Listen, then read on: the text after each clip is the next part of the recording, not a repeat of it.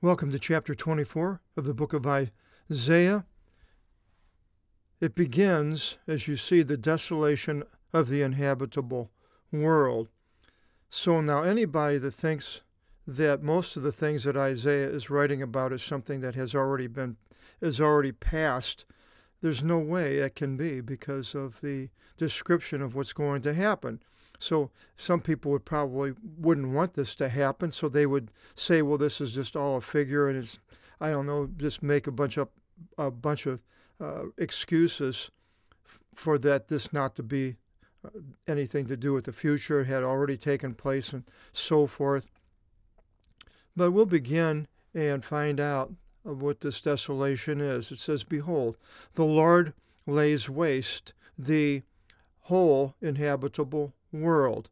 The Oline, we have whole, the whole ol. See, that's a transliteration there. The whole ecumening, and will make it desolate, and shall uncover its surface, and will disperse the ones dwelling on it. The inhabitable world, the ecumening. Now, this is where the people, the places that the people are inhabiting. Now, the Gi, which we will see here in verse 3, is we get the word geology. That is the earth, but it can also be dirt or ground. It's just like we use in English. We can call it the earth, but we can say, well, I have earth under my feet or earth in my hands, dirt, the ground. They're all Gi in Greek.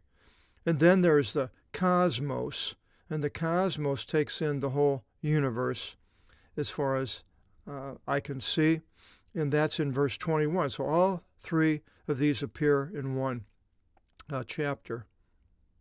So the Lord lays waste, and he uses various ways of destroying the earth. He can use man himself, or he can use what we call nature, and either one of these things, or he can use things that are outside of nature, that the nature generally would be, I suppose, I'm thinking of asteroids. I suppose you could still call that nature, but these different ways, but it's going to disperse the ones dwelling on the earth.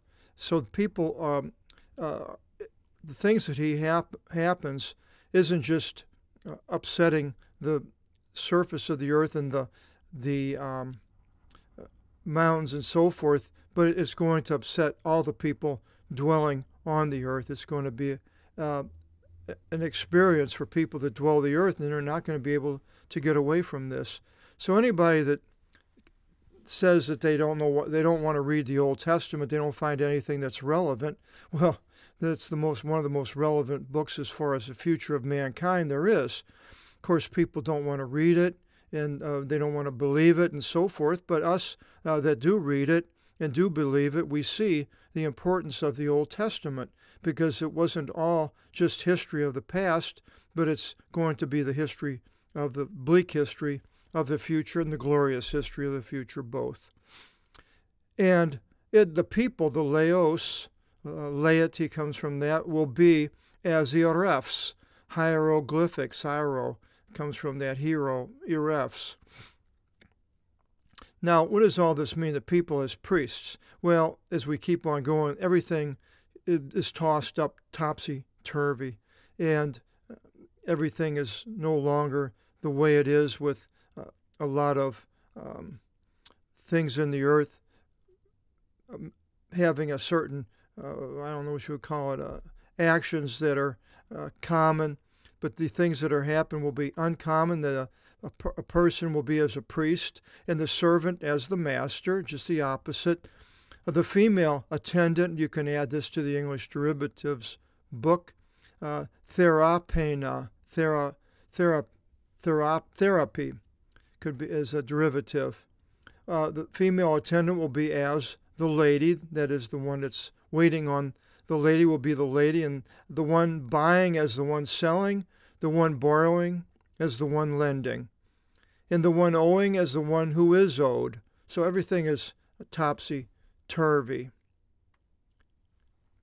by corruption the earth shall be corrupted, and by plunder the earth shall be plundered. For the mouth of the Lord spoke these things. Well, the earth itself can't be corrupted. The earth is inanimate. I suppose you could call it animate because it is moving.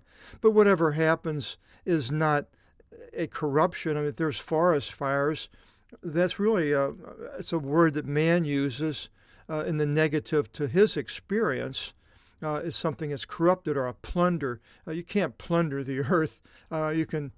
People can take things out of the earth, coal, sure, and cut down trees and so forth, but they're figures of speech. And for the mouth of the Lord spoke these things. And that could be a figure too, because did it come out of his mouth, or does God have a mouth? Now, these figures of speech, the last time I showed you the book by Bullinger in the last chapter, here's another book, because I'm really interested in figures of speech, because they're so prevalent in the Bible, especially here and also Paul's writings. Here's a book I have from 1779 by Benjamin Keach, and it's a huge book. Boy, to pick it up. And it's Keach, it's metaphors of the Bible, and a lot of what Bullinger got, he got it from out of Keach's book. I'll just open up a page, 1779 here, and I'll show it to you. I don't know what's on this page here, but this book I picked up, and it's all original except for the front of the spine. It was redone. But here's the front of the page of the book. Let me get that open here. Here, I'll show you where it's, so you can see it. I doubt if you'll find it anywhere, but there it is right there. And Keach's metaphors. Now, everything in here there's not everything I don't agree with. He believes that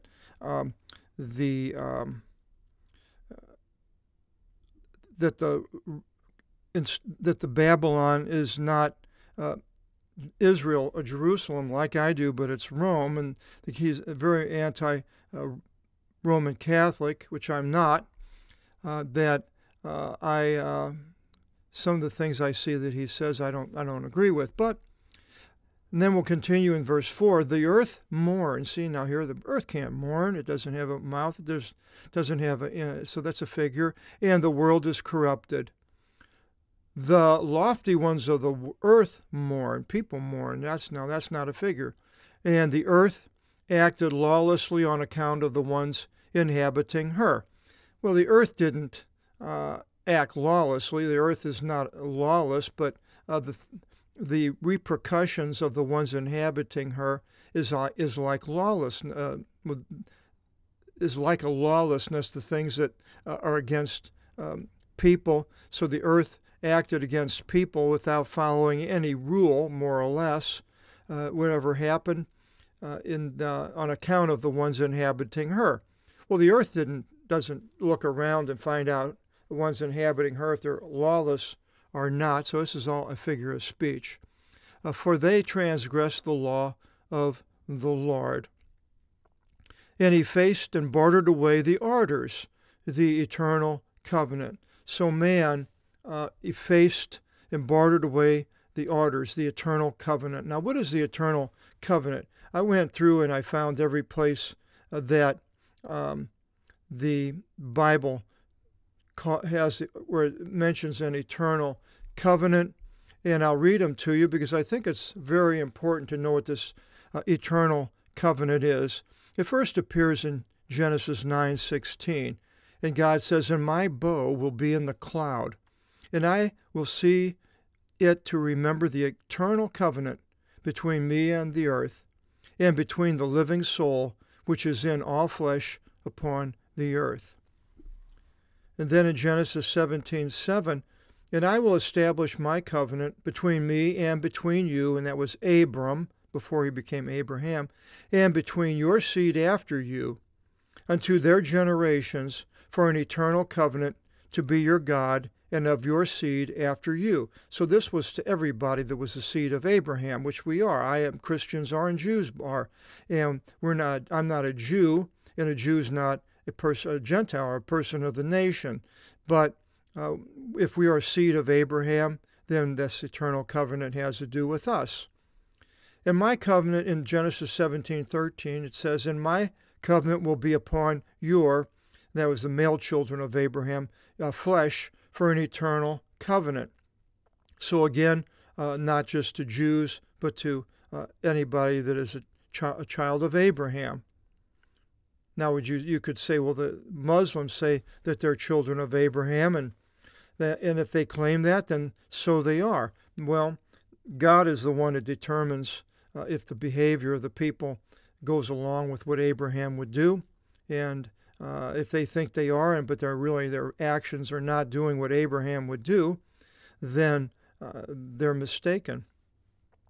And God said to Abraham in Genesis 17:19, it says, and God said to Abraham, yes, behold, Sarah your wife will bear to you a son, and you shall call his name Isaac, and I will establish my covenant with him for an eternal covenant, and to his seed after him.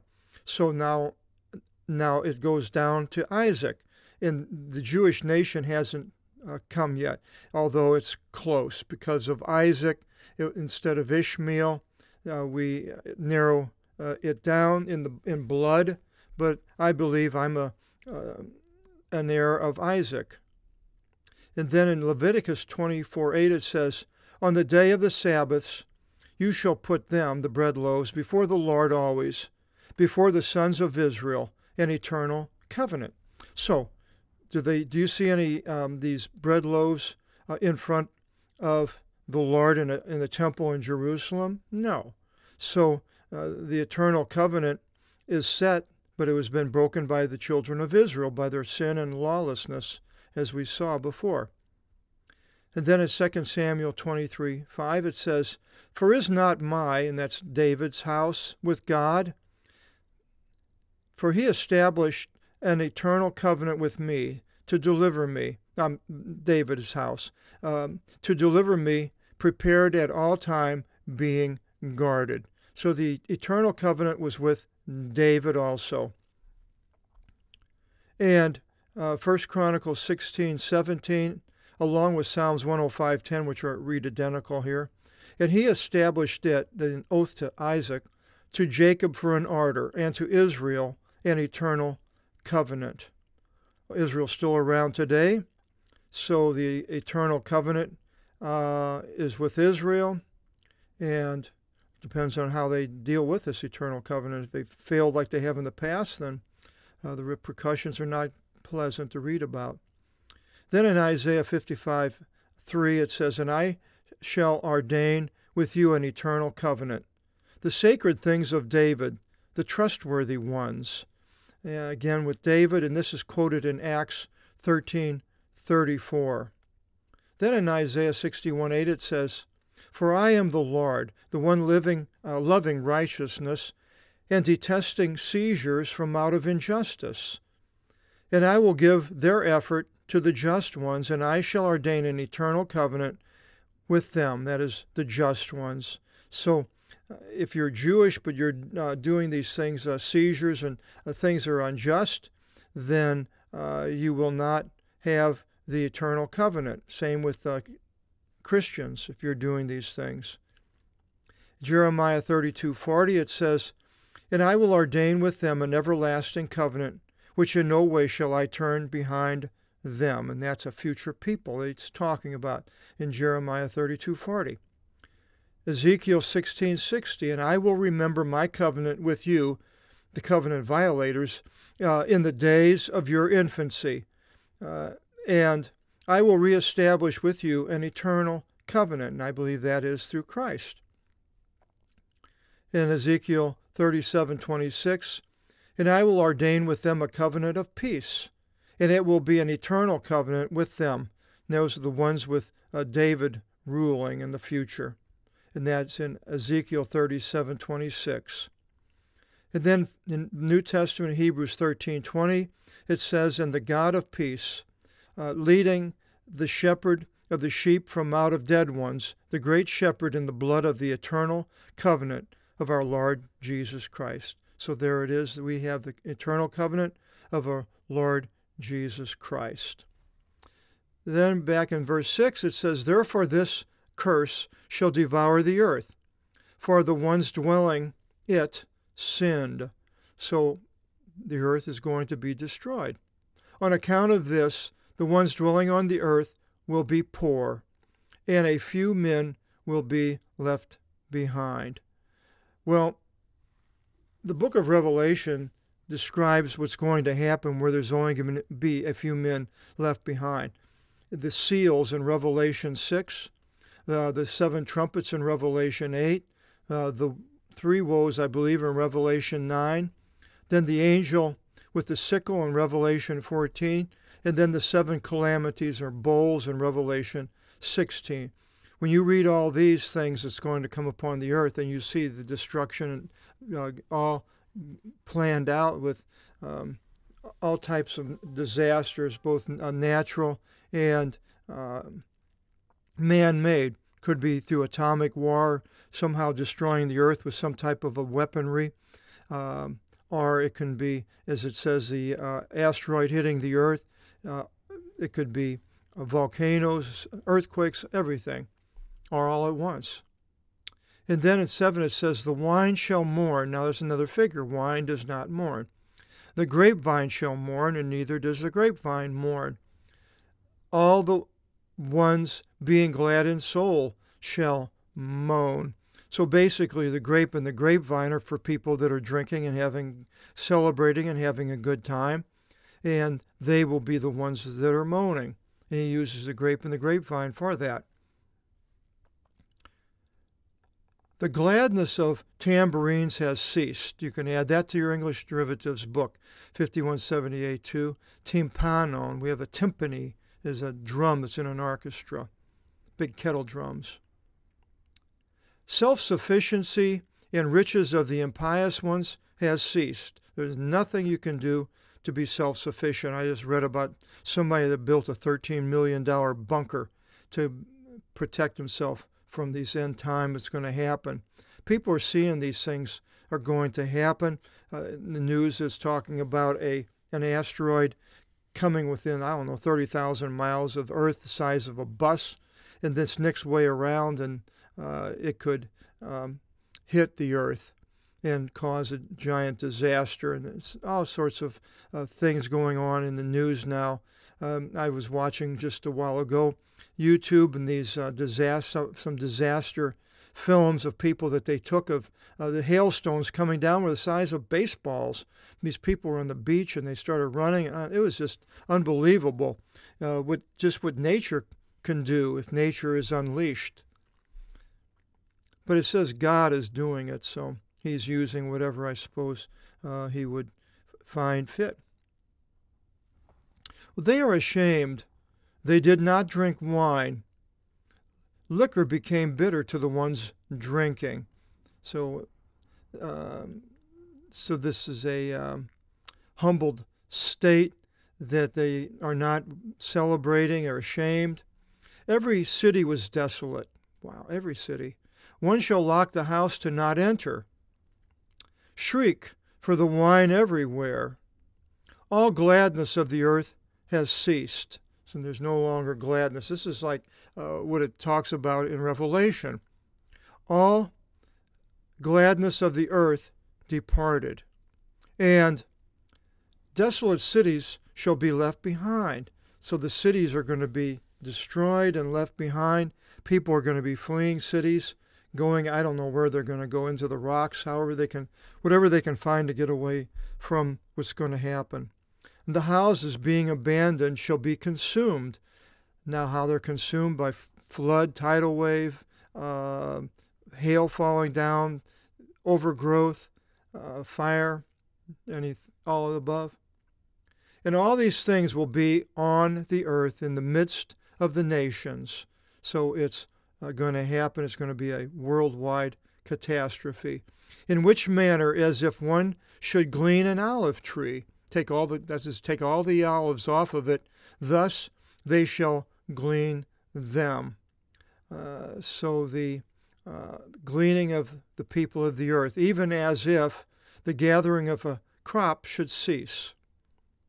So he's talking about the thing that happens is going to be like a gathering of the crop. People are going to die, and the earth is going to be gleaned. There won't be that many people on it. Verse 14. And these in a voice shall yell out, the ones that were being gleaned and so forth. But the ones being left behind upon the earth shall be glad together in the glory of the Lord. I believe, and then that shows that is going to stop. The destruction of the earth will come to a halt, and there will be some people left on the earth, and then the Lord will come in the 1,000-year reign. Now, what time is it going to be right after that, 100 years or 50? I don't know. The water of the sea shall be disturbed. And so here we see a disturbing of the sea, where earlier it was talking about the destruction, so it could be some type of the earth is all shaken around the sea, and the waters go all over the land, and islands form in different places, because it says, on account of this, the glory of the Lord will be among the islands of the sea. The name of the Lord will be honored. So after the earth is all shaken and put all the water and everything, and the people are, some of them floating, getting into these places on land and starting to repopulate the earth, they will know that the Lord did it. And they will honor the name of the Lord then. It takes a terrible thing for the Lord to get people's attention, but this is what's going to happen. It happened with the flood. O Lord, in 16, O Lord God of Israel, from the wings of the earth we heard miracles. Hope to the pious. The Petrigon weeks, a helicopter, the pater, whenever you see this pater, has to do with something to do with wings and flying. We heard miracles. Hope to the pious, and we did with Jesus. He gives us hope. But they shall say, woe to the ones annulling the law. So people that disobey the things of God, woe will be to them. Phobos, fear. We have the phobe, mentioned many times, if that means a fear. And a pit and a snare is upon you, O ones dwelling upon the earth. And it will be the one fleeing, phevgon, fugitive, comes from fuge, phevgon. The one fleeing the phovon shall fall into the pit. So if you're running away from this fear that you have, then you'll fall into a pit. Basically, like, it's going to be worse than running away.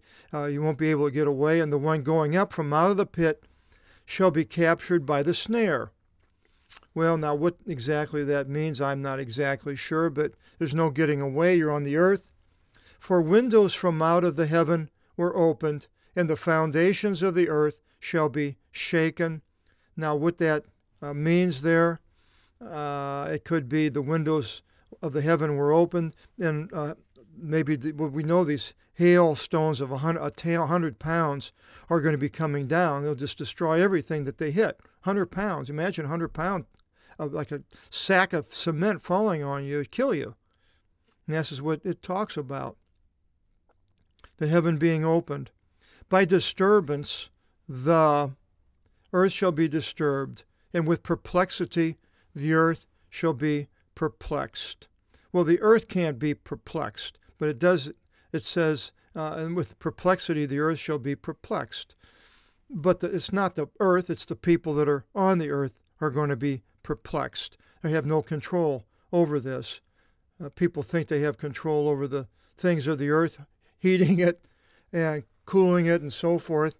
And people right now, today, it's a big thing about earth. It was 10, 15 years ago, it was earth warming, but that hasn't happened. So all these people that banked on this man who predicted all this changed and made it global change, weather change, global weather change. Well, sure, weather does change, and they believe it's man-made.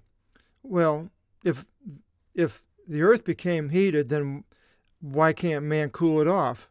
Well, I suppose they would say, well, if everybody quit breathing, it would, but this is the kind of sense it makes. But then it continues in 20, it leans, that is the earth, and the earth shall be shaken as a storehouse of fruits. Now, I don't know how a storehouse of fruits being shaken has got to do with anything, because just beyond me. But anyway, as the one being intoxicated and dizzy, there should be a common small a, and it shall fall, and in no way shall be able to rise up, or he shall fall, in no ways be able to rise up. It's like a person that's drunk, dizzy, and completely intoxicated, falls on the ground, and he can't get up. It's out of his control. He's no longer in control of his senses, and the earth will be out of the control of the way it has been. God is going to allow things to happen to it. For lawlessness shall grow strong upon it. Now, the lawlessness doesn't itself cause the earth to do all these things. God does. And God allows these things. He's in control of the earth. And he sees the people that are on it. He sees them as being lawless. And so he is going to do something about it.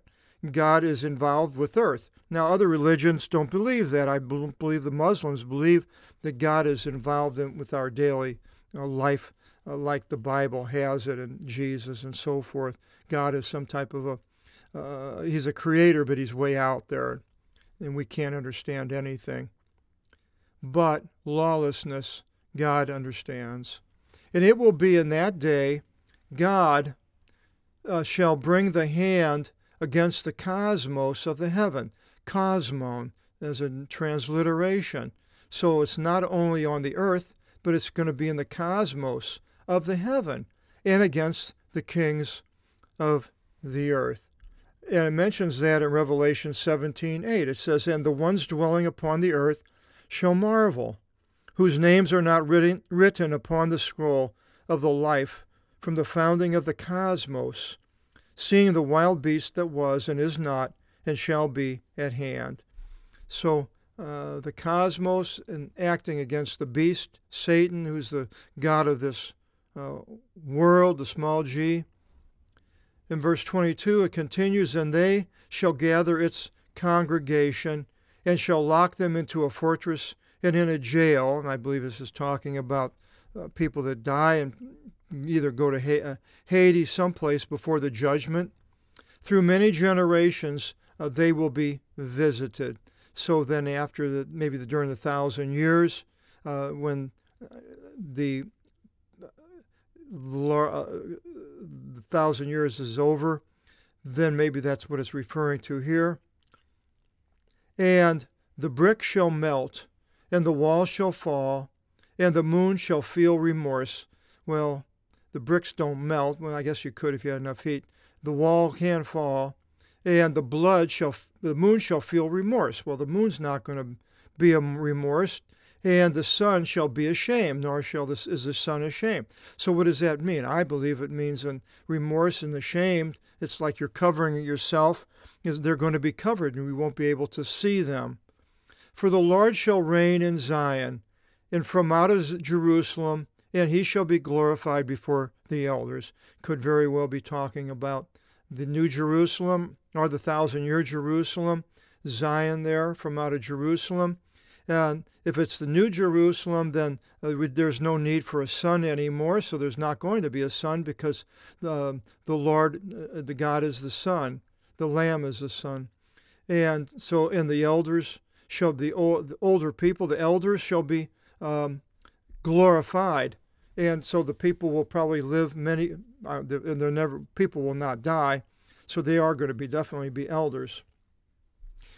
All of this is very bleak for the future of the earth, but there is a chapter coming next, and it's called Deliverance. Thank God. So we'll find out the deliverance that God has to offer in chapter 25, and I hope you'll join us in chapter 25 and find out about their deliverance. God bye.